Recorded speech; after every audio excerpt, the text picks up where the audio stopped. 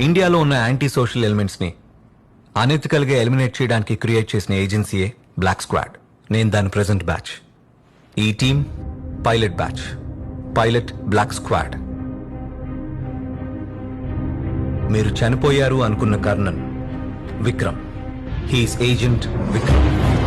1980s లో prime minister direct governance కింద ఒక స్ట్రింగ్ టీం సృష్టించబడింది. Initially it was called a prince guardian and later on black squad అని పేరు మార్చబడింది. బ్లాక్ స్క్వాడ్ పైలట్ బ్యాచ్ లో 11 మెంబర్స్ ఉండేవాడు.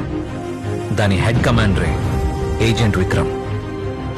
More than 100 successful operations by this ruthless team.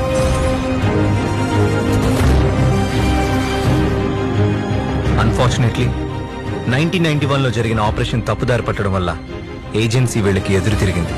Till date ఈ 11 మందిలో 4 బాడీస్ మాత్రమే missing. That includes Vikram as well. దీన్ని బట్టి చూస్తే నా ముందు ఆ ముసుగు తీసింది పాత రికార్డ్స్ లో చనిపోయినట్టు ఉన్నది. It's your man Vikram.